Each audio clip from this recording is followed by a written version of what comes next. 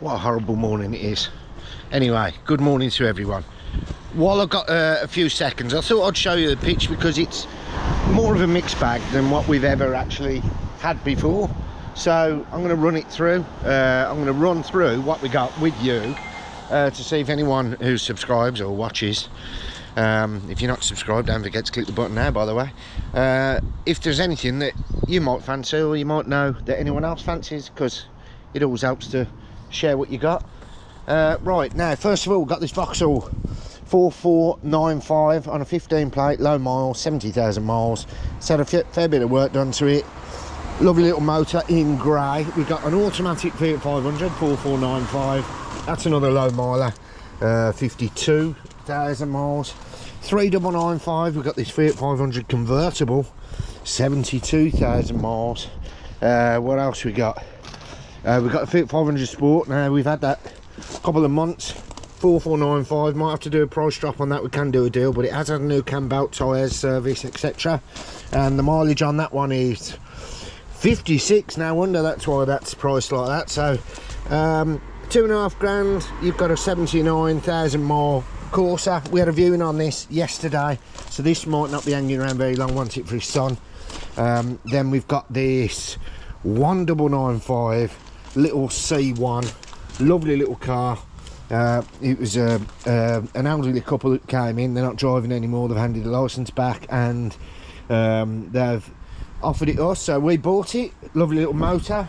And then we got this green 49951. Information is over this side. Another low miler at 48,000 miles. It's had discs and pads, cam belt, alloy wheels, refurb, full service, etc.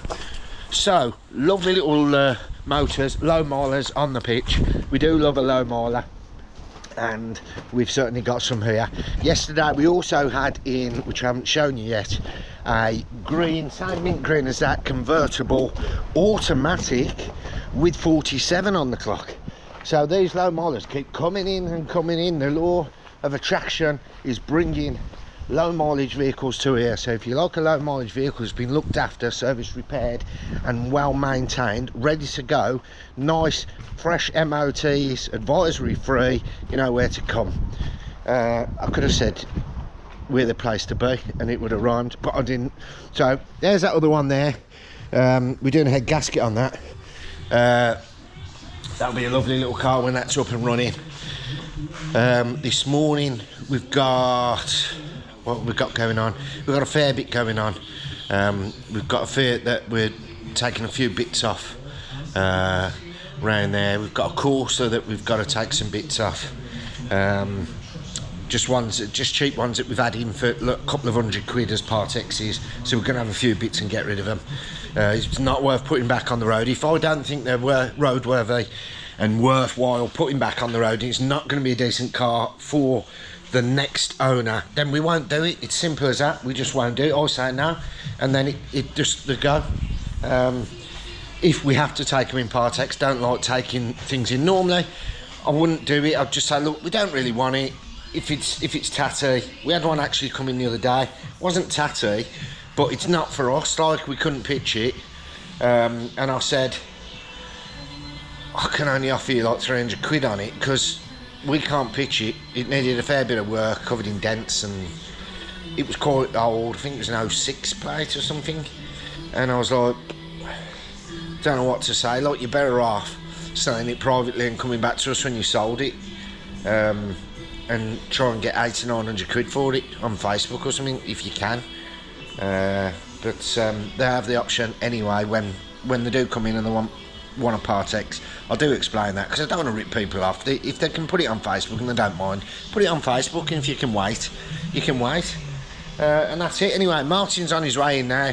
Got to crack on with the day, and I'll film a little bit more stuff as we're going on. We've got quite a lot of exciting stuff coming up, so don't forget, if you haven't subscribed, just now's the time to do it. And thanks to all the other subscribers. We've had about 100 in the last week, so things are flying up again. YouTube seems to go like 1 minute is nothing, the next minute everyone's interested. So the last video seemed to do quite well.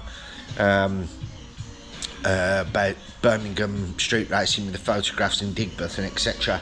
And obviously our roof leak. So if you haven't seen that one, go back a video.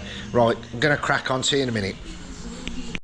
Right, so you remember last week we had that 62 plate come in that we bought from Copart with ignition damage. Yeah, well, we sold that with no warranty, sold a scene, and guess what? Yes, it's back now, back again, back again, M&M. Now listen, we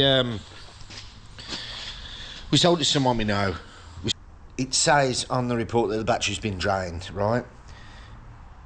I've got a feeling something was left on from the reports. We can do a health check on it now. I'll do it while you're here, so it's on camera. This is the first time I've done this. I've literally just tested. Oh, wait, fly. I've just literally tested the battery. The battery said half low, recharge. So it never said the battery was dead. It just said like you need to recharge. If the battery was dead, it would say replace. So it's obviously been.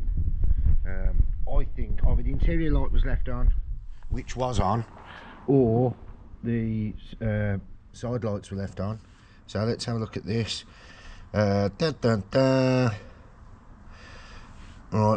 them lights, battery voltage low. So we've got a few CAN bus battery voltage errors, which is due to a flat battery. So we're going to clear them, and nothing should come back. If there's a fault, then it will come back straight away. If there's a permanent fault, if it's an intermittent fault, there are no fault codes. So there was definitely a battery left on. Now I'm going to check the charging on this. So it starts up absolutely perfect.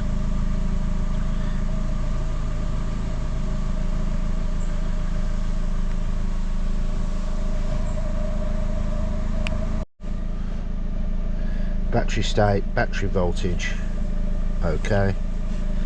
So it's charging 13.92, which is about right, and battery okay. So in my eyes, if I turn that off, put the ignition on, battery is 13.28. So I'm going to leave that plugged in for a little bit just to see if there's a drain.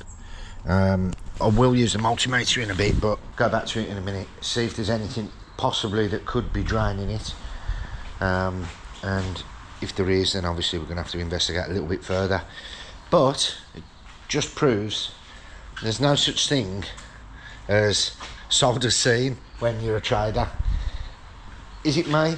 I'm too soft. Yes, I'm too soft. I've helped them out, that's it. I've helped them out, I've swapped the battery. There was a Part X on this, you see. So what I'd done was I took the battery off the Part X and put that on here, but that was a good battery. So in theory, it still cost me a battery, a second-hand one, 20 quid, and an hour's work for testing and swapping batteries over. It's not the worst case in the world, is it? But it still cost me money when it shouldn't have, because I'm going to crack on with that. I'll keep an eye on that for a minute. We've got to get on with this one here. This one we've just done a head gasket on, or Martin has. That has just been put back together. It's got to bleed all that up, put the cooling fan in and a few other little bits. And then, what else we've got to do on this one? Oh, we've got to get the wheels off. Headlights broke. The bracket's broke on the headlight. We've got to do that. Swap the wheels over, and then it's got to go down for a little bit of paint as well. But that's a nice little car. That is 47,500 miles with some service history as well. And that's it. I'm just waiting for people to get here because I'm on my own today. So the sooner they turn up, the sooner we can crack on. Right, Paul's just turned up, just showed me how to pick a lock. Paul from Vital Auto Keys. He's just had his van nearly sign written. Looks pretty smart, doesn't it? Got a nice big picture of the key on the back. So if you want any keys and that, details here, look. There you go. Not sponsored, I'm just helping a man out, simple as that. But yeah, he's just showed me how to pick a lock on a Fiat. I probably still won't be able to do it, but it's just handy to know, isn't it? That's all it is, simple as that. But yeah, Vital Auto keys. Speak to Paul, and he'll look after you. Does all of the West Midlands. Good morning. It's Saturday morning. It's a bit warmer today. It's warmed up the last couple of days. I've got this Fiat 500, this little green one here that we bought.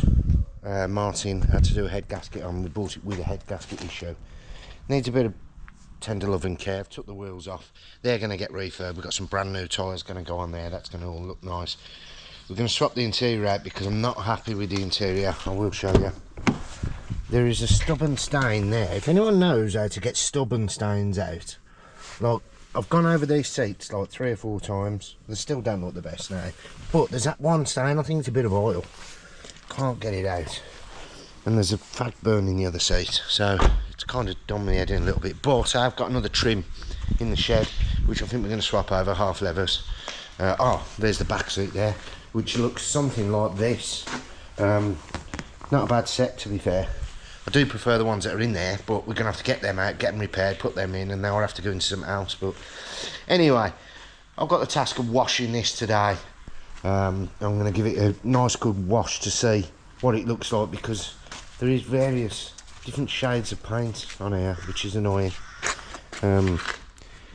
Whether you can see that on the camera, I don't know, but it's probably had a wing on at some point, and it just needs a good, I think it needs paint, and then we're going to have to get Paul in probably to give it a good mop up and make it look,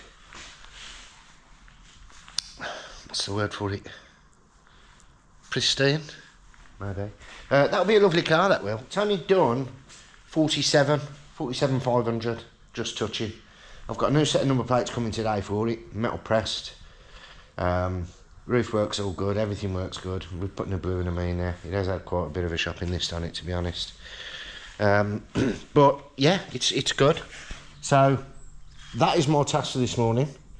I've also got a crack on with some other remedials, and I've got some paperwork to do today. So Sarah should be in a bit. She's got a post off. Oh yeah, that's had a set of clocks repaired and a blue and a mean. I've got it in the office here, look. So we've got 2 blue and a means to go off this week and a set of clocks.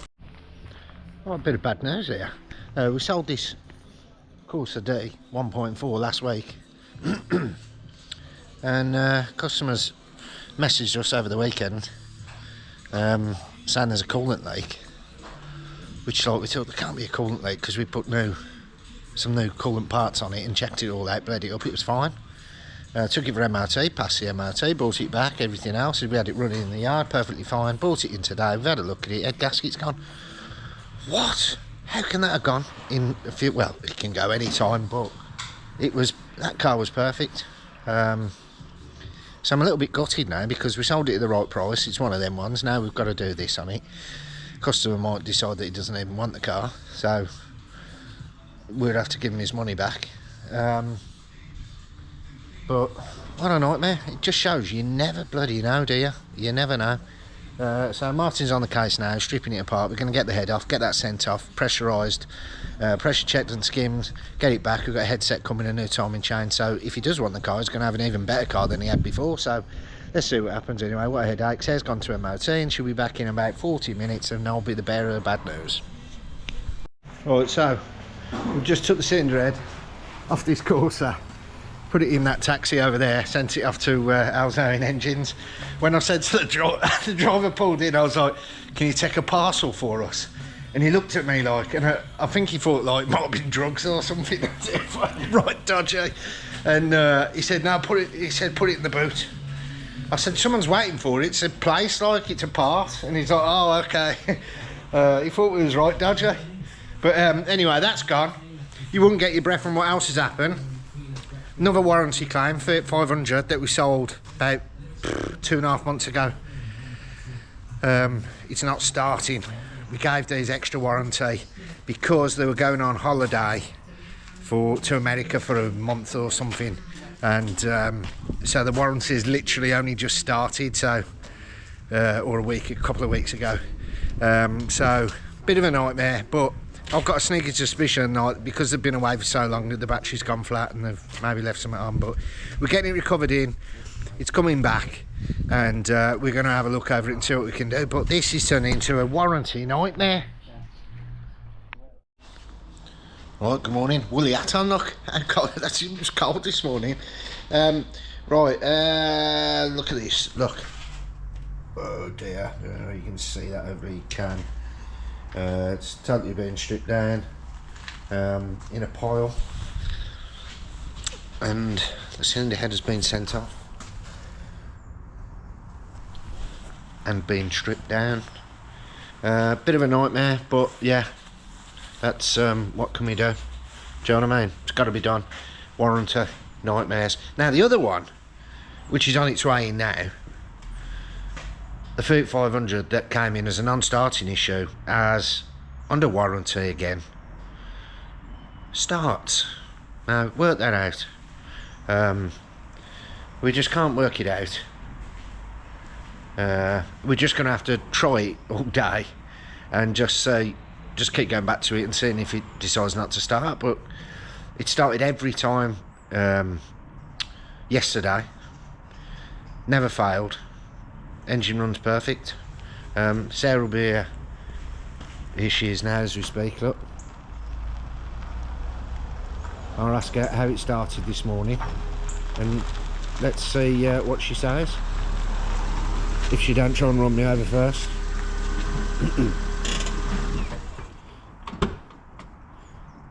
How did it start? Started fine. Strange. Have you done a battery test? It's not the battery. Wouldn't start if it was the battery. Very strange. I mean, this is a tidy car. We sold this a few months ago now, like 2 to 3 months ago, I would say. But very, very tidy car, and it came in initially 2 weeks after we sold it, didn't it? Yeah. For a starter motor. We put the starter motor on, and it's been absolutely fine. And now the guy I don't know if it's a bit sluggish when I'm driving it. You'd have to drive it. You haven't drove it yet, have you? Didn't I drive it back last time? You drove it back last time, but that was last time. This isn't now, is it? So try it again. Okay. We've got this in here. I'll have to give it a road test. But yeah, very strange. Don't understand. It came in for a starter motor like 2 months ago. Put the starter motor on, everything was fine, it went. And now they're saying it don't start again. Well, when I initially spoke to him yesterday, it didn't start. But we got someone to go and collect it yesterday, and he rang me up straight away and said it starts and it drives. Yeah. So, And then I started it yesterday evening. Yeah. Multiple times. And you've just gotten it this morning. Yeah, and it's been cold, so it's like... Yeah, it's not battery related. 100% it's not battery related. Do you know, I think you need to give it a test drive and see what you think. Yeah. It's a Mr. Mr. Ray. Mr. Egg. Remember Mr. Egg? Right, little update on the Fiat 500 start-stop. This baby here, that apparently stopped, hasn't stopped. We've changed the earth cable just in case, because sometimes a lot of the faults on these 500s are down to the earth from the gearbox going over to the inner chassis leg. We've changed that just in case, but we haven't had it stop on us yet, so I don't understand. Even before that, it was starting every single time. So we're just gonna have to keep it there. We're going back every like 3/4 of an hour and starting it up again, and that's all we can do at this stage. There's no, until it shows itself, there's nothing wrong with it. Tricky one, especially when it's under warranty. Right, this little Fiat 500 that we had in here, power plant out. Just as it goes, that engine there is a 1.3 diesel. That is the same engine, basic engine, as in that one that needs an engine, which I haven't told you about on this one, but it's on its own video. We've literally bought a Fiat Doblo from Copart as a front and rear damage, and it ended up as engine knackered. How does that work when it says front and rear damage, starts, drives, runs, and it don't run? So anyway, that's another video for another time, which it's either been out first or it's going to be out after, so keep an eye out for that one. But that is the same engine that this car has got, but obviously that one's newer. But if you take the inlet manifold off the exhaust manifold and then put them back onto that one, the actual basics, the engine block and head, is all the same. So we may be needing that depending what the outcome is with Copart.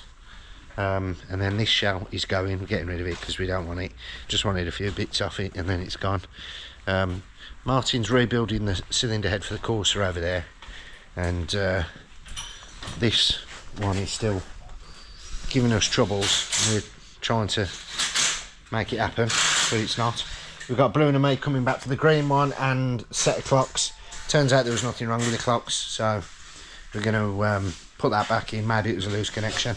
How's things with you, Sarah? What have you been up to this fine sunny afternoon that's cold? It's cold. You've got your woolly hat on, Wally. I know. I sold a car. You have? We knew it wouldn't hang around. Yeah. Little white 09 plate automatic. Yeah. That's going, well, they put a deposit down, it's going on Thursday. Yeah. So we've got to get it down, give it the once over, give it a quick, valet, and then she's good to go. She's good to go. That's a nice one as well, isn't it? That's got like the tan leather seats. Tan leather seats, very nice. Hello, can I help? So yeah, there we go. You're busy. Busy. I'm busy. We're all busy. Busy wizzy. So Izzy Wizzy. Yeah, I think I'm a bit under the weather today as well. Yeah. Yeah, we're all feeling a bit sorry for ourselves. My aunt's got COVID, haven't they? Well, it's meant to be going round again, isn't it? So you're not allowed to talk about that, are you, on YouTube? I don't think. I didn't say it. I didn't say anything. I've gone hot now. I need to take this off, but I don't want to. You can see me rosy cheeks, look. Show us your bum then. Rosy cheeks. Rosy Lee. Could be said. Right, so we've run into a little bit of bad luck here, a string of bad luck. We've had 2 warranty claims, which we got here, bumper to bumper, in the workshop, that have got to be done. We bought this van from Copart, which has turned up with a knackered engine, which we bought saying that it just needed light front and rear damage, which we thought was bumpers. And now Sarah's just informed me that she sold the vehicle, an automatic vehicle that we had yesterday, took deposit on it, and then the customers rang up and decided that she wants a newer vehicle and has decided not to go ahead with the purchase. Now, obviously, we take a non-refundable deposit. Everyone in the motor trade takes a non-refundable deposit. Only a small deposit, £200, covers the cost because you have to cancel the advertising, you have to valet the vehicle, various other things. You would have to maybe have to go onto the ramp, or there's a lot behind the scenes that you have to do. Obviously, bearing in mind they're potentially was collecting the vehicle tomorrow morning. We haven't actually valeted it again. We haven't had it on the ramp. However, Sarah has cancelled adverts, which cost money, which we have to pay for again. So, and then now the customer's asking for it back.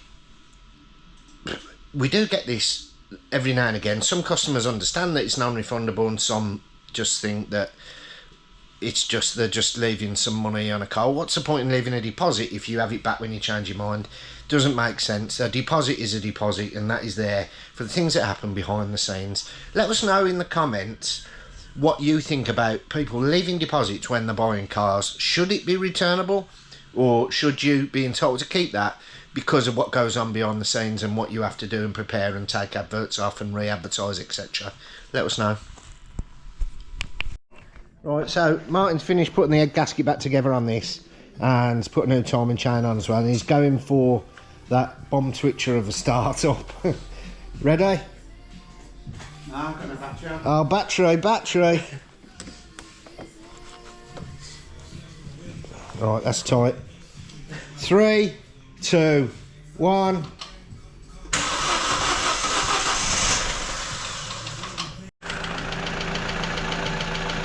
That's it then, it's running perfect now. Just had the hydraulic lifters fill it with oil.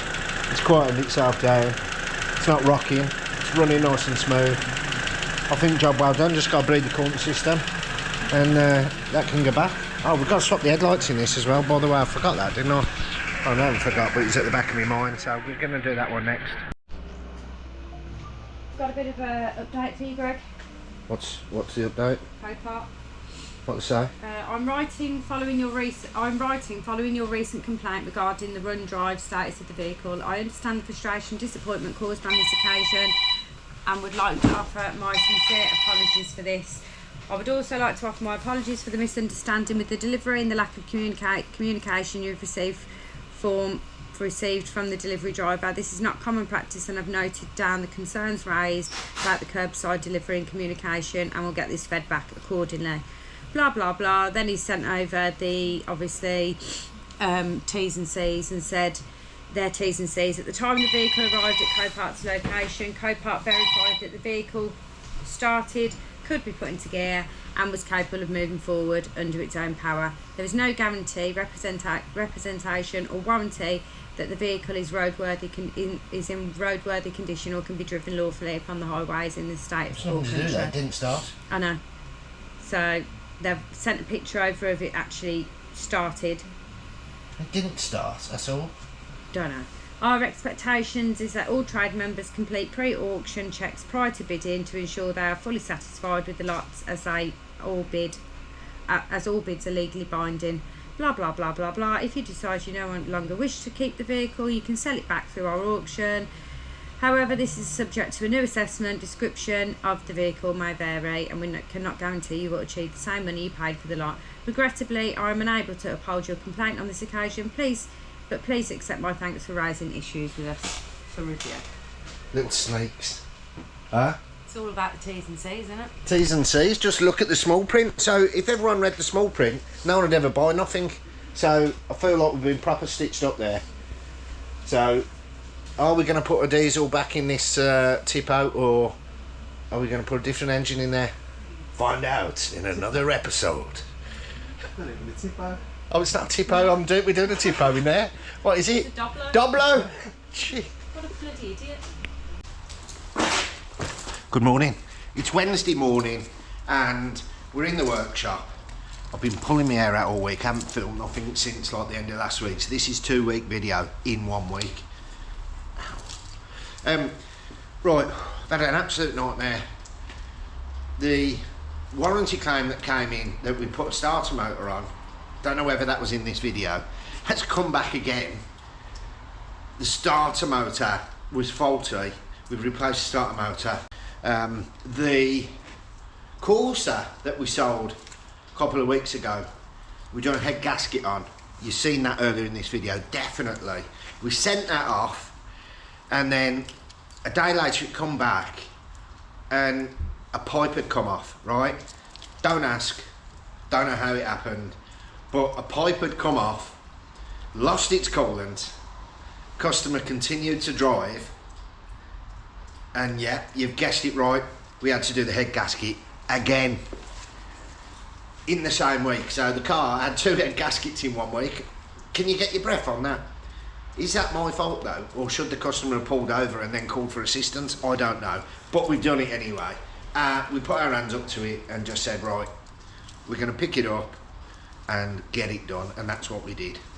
I mean, you won't get your breath, will you? I mean, this game isn't easy as what people think. I mean, some days, some weeks you have like beans on toast, and then the next week you have a Christmas dinner. That's how it is. You just don't know from 1 week to the next. I mean, look at that bloody Doblo, for instance. Engine kaput, yeah? Luckily we've got an engine. We hope that it's the same engine. We're going to take that one out today and pair it up with the other one to see if it is the same. If it is, all well and good, bolt everything straight into there, bosh, straight back in. Fingers crossed it will, because they're £3 for a second-hand engine. I mean, just things ain't going right at the minute, but we're going to turn it round, we're going to make it all good, and we're going to get back in profit again. Or are we?